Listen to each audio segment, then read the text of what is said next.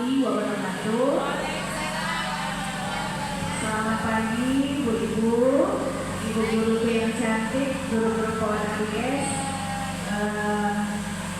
Pertama-tama saya selaku kepala sekolah mengucapkan terima kasih ya kepada ibu-ibu sekalian sudah hadir pada hari ini, tentunya dalam keadaan sehat walafiat. Baik Bu-Ibu, langsung saja ya. Jadi di sini kemarin kita itu sudah ada kegiatan ya, namanya itu pembelajaran mendalam, yang mana kemarin itu diikuti oleh Bu Cici selaku kepala sekolah dan Bu Iko, kemudian Bu Eka. Nah di sini tidak ada yang nyantai, semuanya punya kesibukan yang di luar ekspektasi kita. Ternyata ini lebih dari sekolah penggerak. Nah memang harus kita ikuti bersama, yang mana kemarin itu sekolah penggerak sudah kita ikuti, dan ini tidak jauh beda ya, tidak jauh beda untuk kegiatannya, hanya saja di sini banyak perubahan-perubahan yang akan kita ikuti sesuai dengan ketentuan pemerintah. Baik, untuk pembelajaran mendalam ini kita akan melakukan pengimbasan ya, yang mana kami RPL kita itu pengimbasan terhadap guru-guru dulu. Di sini ada pengimbasan PON-ABS, meningkatkan prestasi dalam konteks pembelajaran mendalam. Tapi perlu ketahui juga bahwasannya di dalam pembelajaran mendalam ini ada istilah 8 dimensi kelulusan, kemudian ada 3 prinsip, kemudian ada 3 perangkat belajar, dan juga ada 4 gerakan pembelajaran mendalam. Nah, jadi di sini juga Bu Cici nanti dijelaskan oleh Bu Iko dan Bu Eka ya. Ini poin-poinnya saja dulu yang Bu Cici sebutkan. Di dalam 8 dimensi itu kita pernah ya ada 8 dimensi, pernah ya? Ya, 8 lulusan yang dulu. Iya, yang 8 dimensi lah. Nah, tapi ini 8 dimensi di pembelajaran mendalam ini. Yang pertama itu ada keimanan dan ketakwaan kepada Tuhan Yang Maha Esa, yang mana ini merupakan kunci untuk religi anak-anak kita untuk lebih mendekatkan diri kepada Allah. Intinya kita mengajarkan iman dan takwa kepada anak-anak. Kemudian ada juga keluargaan. Nanti Bu Eka jelaskan ya, biar Bu Guru paham. Nah, jadi di sini kan sudah dilihat apa itu pembelajaran mendalam. Pembelajaran mendalam merupakan pendekatan yang memuliakan dengan menekankan kepada penciptaan suasana belajar dan proses pembelajaran berkesadaran, bermakna dan menggembirakan melalui pola pikir, olah hati, olah rasa dan olahraga secara holistik dan terpadu. Ini sudah mencakup dalam pembelajaran mendalam dalam apa? Ada juga di sini dalam 8 dimensi ada ya, termasuk juga. Nah, jadi di situ tadi sudah Ibu sebutkan ada dulu. Yang pertama tadi keimanan, kemudian ada keluargaan, kemudian ketiga penawaran kritis. Penawaran kritis, kemudian yang keempat kreativitas, kelima kolaborasi, keenam kemandirian, ketujuh kesehatan, dan kedelapan komunikasi. Oke, next. Nah, di sini kan prinsip pembelajaran mendalam ada 3 ya. Yang pertama apa? Berkesadaran, bermakna dan Oke. Di sini berkesadaran, bermakna, menggembirakan. Sudah pasti kita selaku guru PAUD harus gembiranya kita dulu ya. Ya. Pokoknya moodnya dimanapun harus gembira dulu. Apapun masalahnya, whatever itu pokoknya happy terus ya. Yang penting kita menghadapi anak PAUD, apapun masalahnya harus happy. Mau palsu kayak mau apa, yang penting happy kitanya. Oke. Nah di sini ada juga prinsip pembelajaran mendalam yang berkesadaran. Nah jadi di sini bisa kita lihat secara sesama, ada karakteristik dan contoh pelaksanaan. Nah di sini ada karakteristik. Yang pertama itu kenyamanan murid dalam belajar. Nah, kira-kira ada yang bisa menjelaskan tidak? Kenyamanan murid dalam belajar itu seperti apa? Coba Bu Yuri, bisa? Sedikit saja. Ya, di sini saya akan mencoba menjawab. Kenyamanan murid itu menurut saya ketika dia senang belajar, misalnya kita suruh menulis huruf K, dia bisa tanpa dipaksa. Ya, terima kasih. Berarti kan anaknya nyaman ya, gak tertekan. Kalau mata kita menjelek, intinya dia melakukan dengan kesadaran, dengan rasa nyaman. Tadi kan gak ada yang menggerutu gitu kan, baik murid maupun gurunya. Oke, kita lanjut. Ada fokus, konsentrasi dan perhatian. Nah, di sini ada fokus, konsentrasi dan perhatian. Yang mana gurunya juga harus fokus mengajari anak-anak. Jadi anaknya juga fokus mendengarkan, konsentrasi. Makanya mungkin dibilang tadi yang penting kita harus gembira dulu. Jadi kita fokus ke anak-anak, konsentrasi dalam materi untuk mengajarkan anak dan perhatian. Nah, perhatian itu kita bisa tunjukkan ke anak-anak dengan cara kita membuat mereka yang pertama tadi nyaman. Oke, selanjutnya kesadaran terhadap proses berpikir. Nah, kesadaran terhadap proses berpikir bisa jelaskan Bu Eka? Kira-kira sedikit.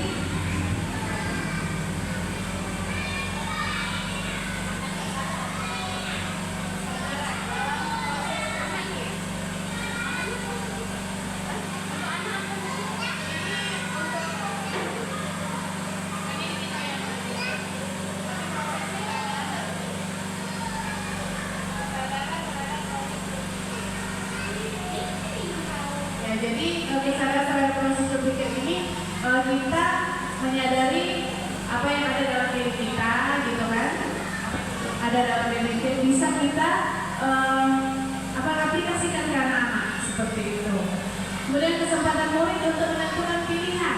Nah, Bu Yeni, kira-kira kesempatan murid untuk menentukan pilihan. Jadi jangan anak-anak silakan pilih. Kalau Bu Yeni pilih gini, anak-anak tapi kita tentukan pilihan, gurunya yang milih, gitu kan? Berarti kita memberi ruang untuk anak untuk memilih, gitu kan? Jadi kebebasan, gitu kan? Kita itu bebas pilih ya. Masa anak-anak enggak? Oke, tapi tetap dalam koridor dan ketentuan dalam belajar mengajar. Oke, selanjutnya keterlibatan murid mengembangkan strategi belajarnya. Nah, di sini kan keterlibatan siapa yang lebih terlibat di sini ya pasti anak ya, murid yang harus kita libatkan dalam mengembangkan mungkin pola pikir mereka, mindset mereka, gitu kan? Bisa kita tunjukkan dengan cara kita mencontohkan hal-hal yang baik kepada anak, gitu kan? Oke, keterbukaan terhadap perspektif baru. Nah, berarti kita harus menerima apapun hal-hal baru yang harus kita lewati, gitu kan? Jadi kita harus menerima kayak gini kita ada perubahan dalam pembelajaran. Tapi kita harus mau tidak mau kita harus menerima, kita harus bisa belajar meningkatkan atau terbuka terhadap perspektif baru ini, gitu kan? Intinya kita mengikuti, gitu kan, ketentuannya. Kemudian keingintahuan terhadap pengetahuan dan pengalaman baru. Keingintahuan terhadap pengetahuan dan pengalaman baru. Bu Yuri bisa bantu? Kira-kira apa saja keingintahuan terhadap pengetahuan? Mungkin terhadap anak, apa yang anak-anak ingin tahu yang bisa Bu Yuri aplikasikan ke anak, mungkin apa aja?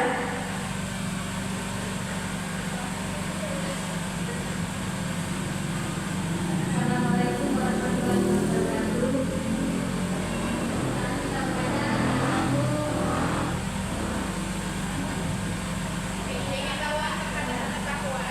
Pengetahuan misalkan kita menjelaskan ke anak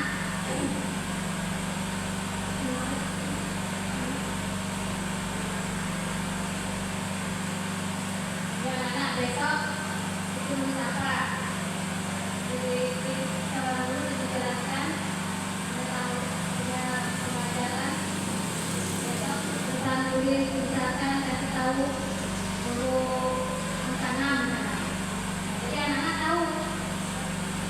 Itu harus kita tentukan tanam, tapi di rumah anak itu belajar dulu biar bisa. Bisa juga. Jadi keingintahuan terhadap pengetahuan baru, kita intinya kita memancing anak-anak, misalkan nih memancing sesuatu hal yang baru, bagaimana anak itu tertarik. Jadi pengen tahunya itu apa ya istilahnya membara. Jadi kepo apa ya.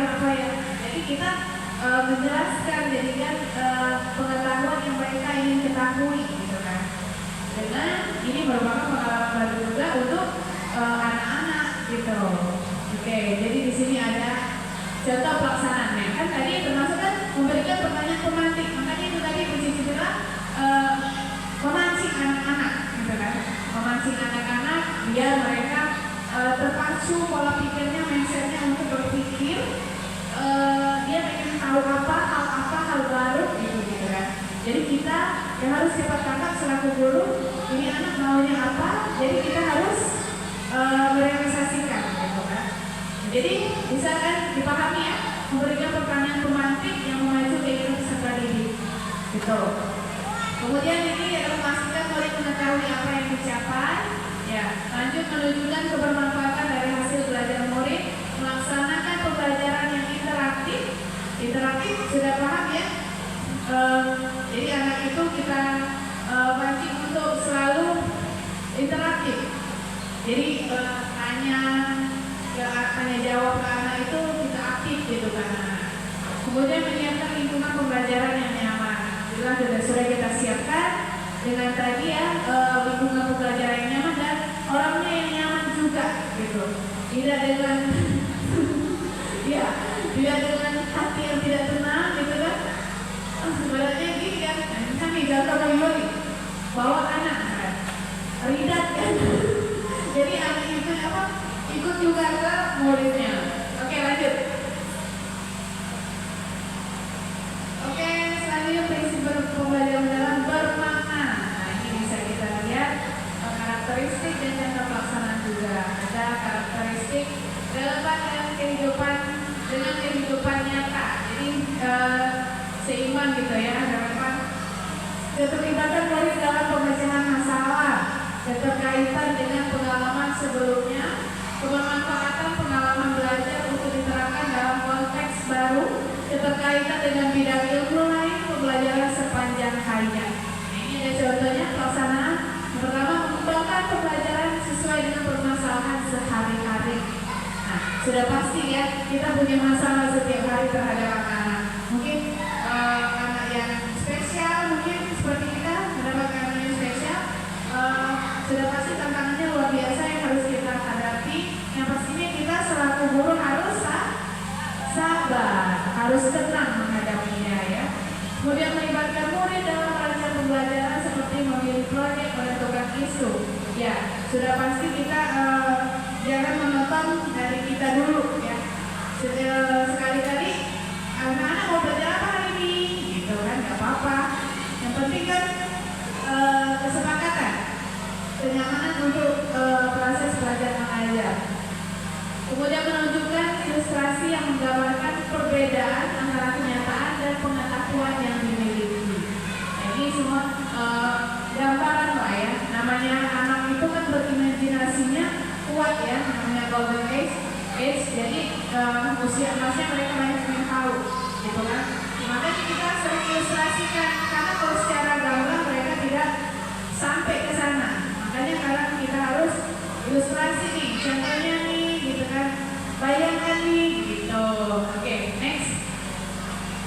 Kemudian ada menggembirakan. Nah, ada karakteristik lingkungan pembelajaran yang interaktif, itu tadi aktivitas pembelajaran yang menarik, ya. Aktivitas pembelajaran yang menarik artinya yang disukai anak-anak, ya. Jangan hanya gurunya yang suka, tapi anak juga harus suka dan antusias, ya. Oke. Kemudian menginspirasi, pastinya kita selaku guru harus menginspirasi anak-anak, memberikan yang terbaik buat anak-anak. Tantangan yang memotivasi. Nah, Bu, Ini kira-kira apa tantangan yang memotivasi? Contoh kecil? Bisa? Sedikit saja. Ya, tantangan yang memotivasi. Misalkan nih, kita punya anak yang lamban, gitu kan? Kita ini tantangan kita. Nah, iya coba. Assalamualaikum warahmatullahi wabarakatuh. Nama saya Dewi. Mungkin tantangan bermotivasi itu mungkin kita memberikan sejenis pertanyaan, setelah itu kita kasih nilai ataupun seperti hadiah gitu mungkin. Seperti itu tadi. Oke, itu contoh kecil ya. Jadi tantangan yang motivasi itu kita melihat masalah ini bisa memacu kita untuk lebih baik, gitu. Kemudian tercapainya keberhasilan belajar sudah pasti kita ingin anak kita berhasil ya, berhasil untuk dalam proses mengajar. Jadi tidak ada kalau secara individu ada yang nampak itu biasa ya. Tidak ada keterpaksaan untuk anak-anak. Jadi untuk pencapaian keberhasilan belajar itu ada tingkat-tingkatnya masing-masing setiap anak.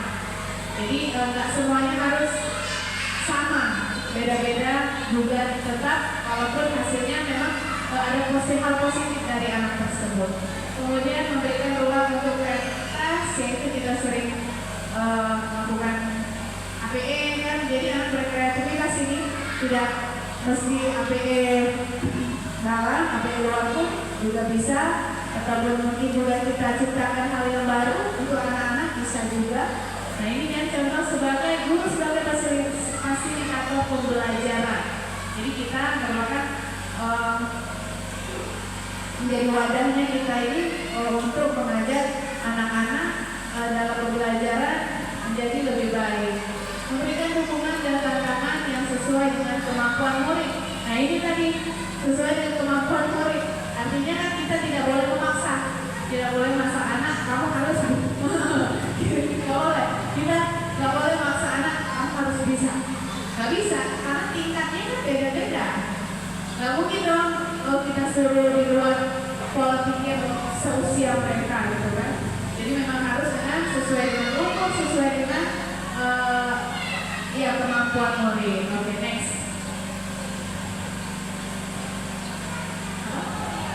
Ya, next dulu. Oke, nah di sini ada 3M. Pengalaman belajar 3M. Apa itu 3M? Memahami. Oke. Nah, jadi karena kita bertiga, jadi materinya ada bertiga, jadi kita gantian. Ya, jadi Bu Cici sudah menerangkan tadi, menjelaskan tadi berbagai macam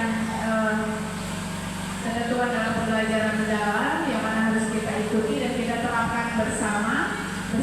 Tentunya itu tadi dengan hati yang tenang, dengan sabar, karena kita guru PAUD ya, nggak boleh, nggak boleh cuma-cuma, nggak boleh menggurui, pokoknya kita harus happy. Apapun walaupun ada masalah tetap happy ya. Oke?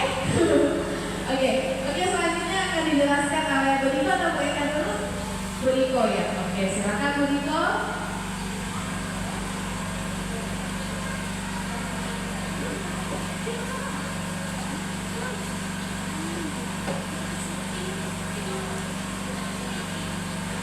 Ya, assalamualaikum warahmatullahi wabarakatuh. Selamat pagi, ibu-ibu cantik. Ya, mungkin kita es krim dulu ya. Iya, es krim dulu boleh Ibu Eka?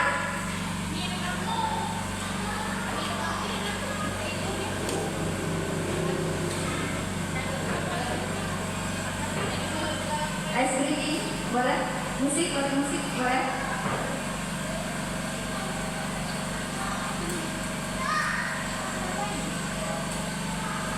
Biar tidak terlalu tegang ya.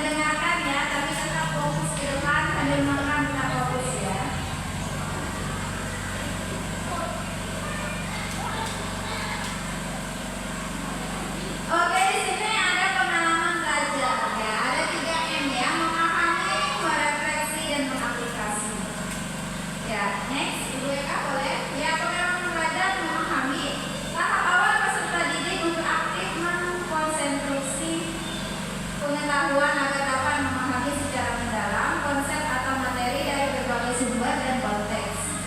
Pengetahuan pada fase ini terdiri dari pengetahuan esensial, pengetahuan aplikatif, dan pengetahuan nilai dan karakter. Dengan pendekatan aktif dan konstruktif, peserta didik tidak hanya menerima pengetahuan secara positif, secara pasif, sehingga membentuk fondasi pemahaman yang menjadi dasar untuk mengaplikasi pengetahuan dalam situasi kontekstual atau tahap selanjutnya. Ya, di sini lanjut lagi. Ya, di sini ada karakteristik dan contohnya. Yang pertama, karakter yang pertama yaitu menghubungkan pengetahuan baru dan pengetahuan baru dengan pengetahuan sebelumnya. Ya, jadi bunda-bunda itu bisa, kemarin kan kita ada Merdeka Belajar ya. Ya, di situ juga bisa kita hubungkan dengan pembelajaran mendalam sekarang. Kalau yang sebelumnya itu ada profil Pancasila. Nah, yang tadi sudah dijelaskan oleh Bu Titi ada profil lulusan ya. Di situ saja bedanya, tapi di dalamnya itu tetap sama ya, Bun ya. Ya, lanjut lagi dengan menstimulasi proses berpikir peserta didik. Ya, bisa mudah-mudah jelaskan apa itu menstimulasi proses berpikir peserta didik? Untuk Bunda Yurni, bisa dijelaskan sedikit apa itu menstimulasi proses berpikir peserta didik? Silakan Bunda.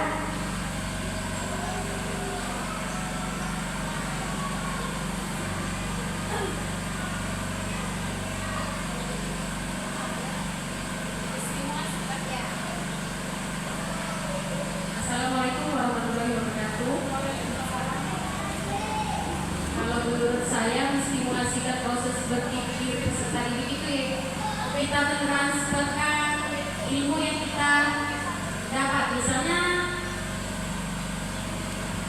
anak-anak hari ini kita belajar tentang huruf angka 6 atau 5 ya.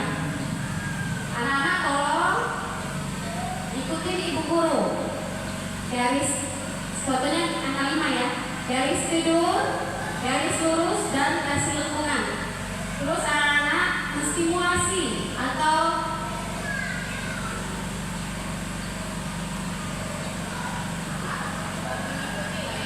mengikuti. Itu misalnya angka 5 tadi ya. Misalnya anak-anak bisa, berarti stimulasi yang kita transfer itu ya tercapai kepada anak-anak.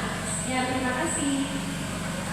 Terima kasih untuk Bunda Yuni. Ya, selanjutnya menstimulasi itu ya apa ya, kita itu memberikan contoh terlebih dahulu kepada anak, lalu anak itu akan menirukan apa yang kita lakukan ya. Untuk selanjutnya itu menghubungkan dengan konteks nyata dan atau kehidupan sehari-hari ya. Contohnya kan kita kalau yang sebelumnya itu kan kita pernah proyek P5 ya, yang sesuai dengan kehidupan nyata kita. Contohnya itu bercocok tanam ya. Ya, bercocok tanam itu kan ada di lingkungan sekitar kita. Jadi itu kan tidak menghayal terlalu tinggi ya. Ya, selanjutnya memberikan kebebasan eksploratif dan kolaboratif. Ya, kita sebagai guru atau sebagai fasilitator murid, kita membebaskan anak murid kita untuk memberikan untuk mereka bereksplorasi, menyampaikan ide-ide mereka, ya, tidak menekan anak murid ya. Dan untuk selanjutnya itu menanamkan nilai-nilai moral dan etika dan nilai positif lainnya. Ya, contohnya tadi kan kita yang pertama tadi kan ada profil lulusan itu yang pertama berketuhanan kepada Tuhan Yang Maha Esa ya. Ya, di situ kita bisa menanamkan nilai moral, etika dan lain sebagainya.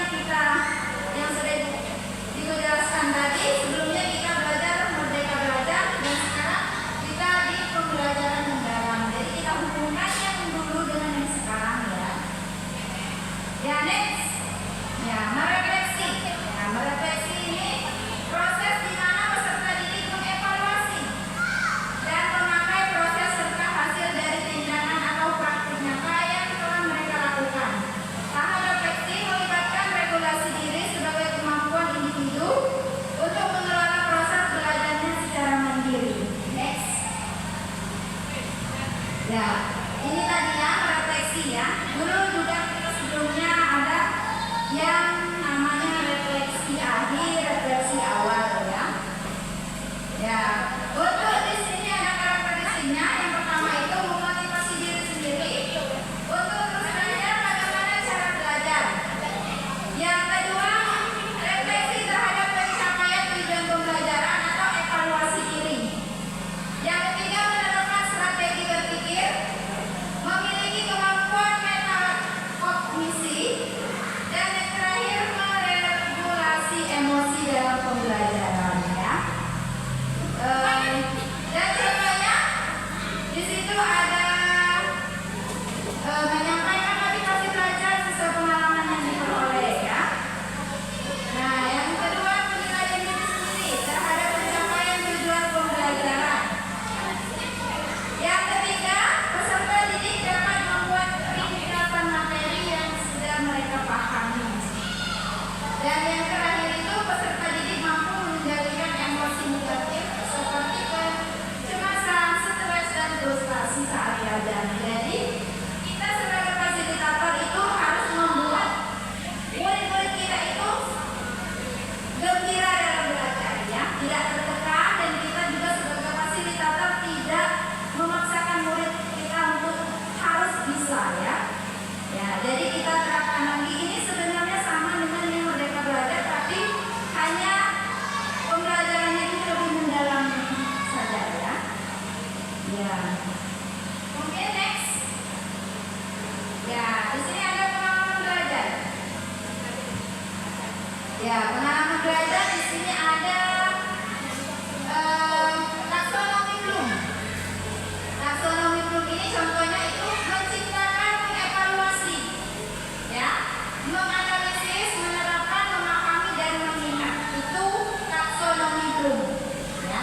Selanjutnya taksonomi Solo. Ya, yang di situ ada berpikir abstrak, yang mendalam, relasional, multistruktural, unistruktural, struktural, prastruktural. Yang selanjutnya pengalaman belajar PN, merefleksi, mengaplikasi, memahami. Lanjut ke deskripsi. Deskripsinya di situ ada memperluas dan menerapkan ide, menghubungkan ide-ide, memiliki banyak ide, mengingat kembali, dan belum memahami. Next. Ya, di sini ada kerangka pembelajaran mendalam. Ya, di sini ada 4 kerangka pembelajaran mendalam. Yang pertama itu praktek pedagogis, lingkungan pembelajaran, kemitraan pembelajaran, dan pemanfaatan digital ya. Mungkin di sini akan dijelaskan oleh Ibu Eka. Oleh Ibu Eka, silakan.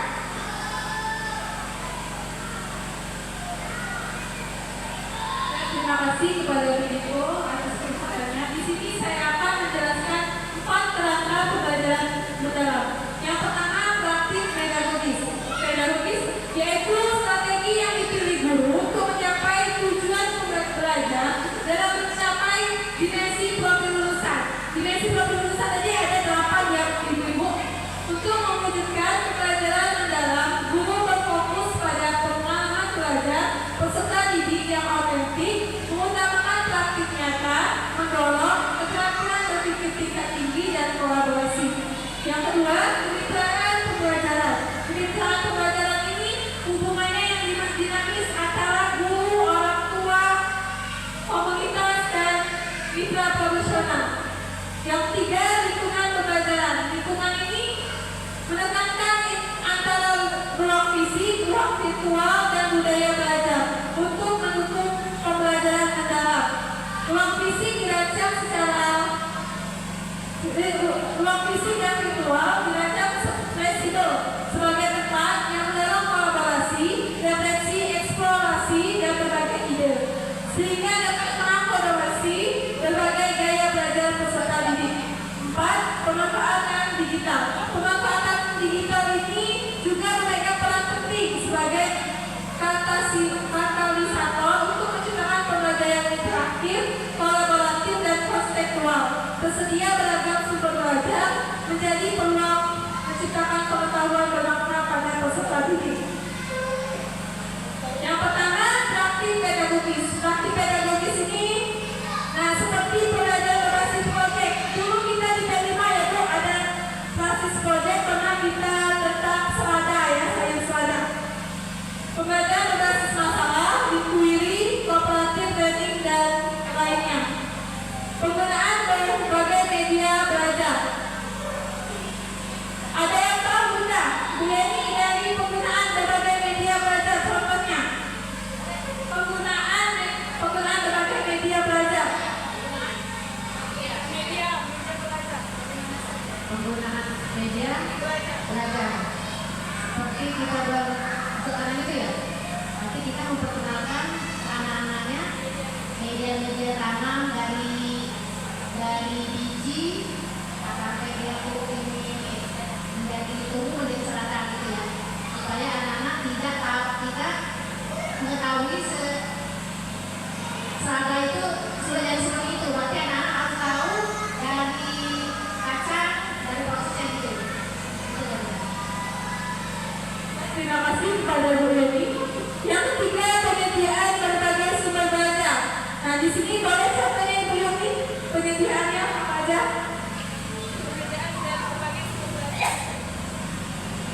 Bisa dari internet, bisa dari lingkungan sekitar kita, misalnya ada seperti ini kan kita ada dinas pertanian, kita boleh bertanya dengan dia seperti apa cara bercocok tanam dengan yang baik dan benar. Nanti kita terapkan kepada anak-anak. Demikian, terima kasih. Terima kasih kepada Bu Yeni. Ya, kita kasih tepuk tangan untuk wow, keren, wow, keren, wow, keren, wow, keren.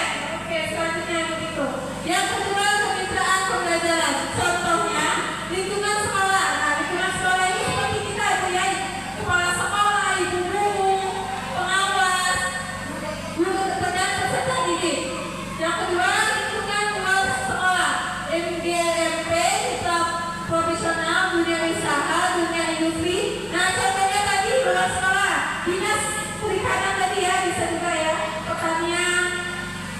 Nah, yang masyarakat, ini orang tua, tokoh masyarakat, organisasi keagamaan dan budaya. Lingkungan yang terakhir, yang ketiga, lingkungan pembelajaran.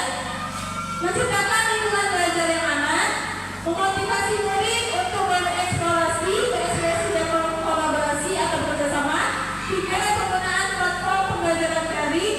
Keempat, pemanfaatan lingkungan maupun sekitar, ruang komputer, perpustakaan, kantin, fasilitas umum.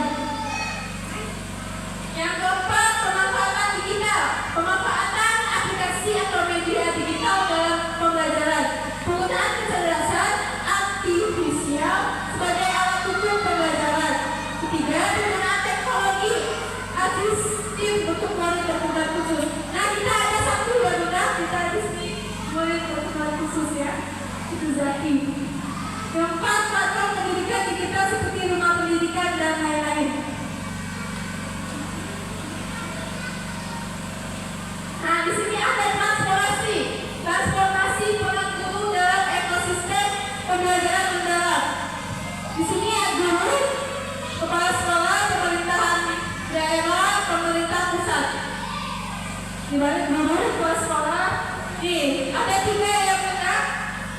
3, 1, guru sebagai aktivator. Nah, di sini guru berperan aktif dalam menstimulasi peserta didik untuk mencapai tujuan pembelajaran serta mendorong mereka untuk menciptakan pengalaman belajar yang menantang. Kedua, guru sebagai kolaborator. Di sini peran guru bukan lagi bekerja sendiri, tetapi dia bekerja sama menjalin hubungan yang kuat terhadap kepala sekolah, anak, bisa juga ya Bu, orang tua. Yang ketiga, guru sebagai pengembang budaya belajar. Nah, di sini kita bisa contohnya mendorong kebebasan berpikir dan bertindak untuk anak, menghargai kesalahan sebagai bagian dari proses belajar. Bisa juga guru sebagai pengembang budaya belajar, misalnya budaya di daerah Pemalang ya, bisa kita ajari kepada anak-anak. Yang keempat, 4 komponen minimum rancangan pembelajaran mendalam. Yang pertama, identifikasi. Yang satu, identifikasi kesiapan murid. 2, memahami pembelajaran. Ketiga, menentukan dimensi profil lulusan. Kedua, desain pembelajaran, menentukan tujuan pembelajaran. Yang kedua, menentukan kerangka pembelajaran. Nah, kerangka tadi ada 4 ya Bu. Yang ketiga, pengalaman belajar, merancang pembelajaran dengan prinsip BPM. Nah, BPM ini tadi berkesadaran, bermakna, dan mengembirakan. Kedua, mendeskripsikan pengalaman belajar. Pengalaman belajar tadi ada berapa benda? Pengalaman belajar 3, ya ada 3. Yang keempat, asesmen. Asesmennya ada 3. Asesmen di awal pembelajaran atau kita sebut formatif, ya, formatif. Juga bisa dalam bentuk aplikasi ya contohnya. Yang kedua, asesmen saat proses pembelajaran. Yang ketiga, asesmen pada akhir pembelajaran bisa sumatif. Kita bisa menggunakan catatan anekdot atau checklist ya. Itu saja materi dari kami, materi pembahasan.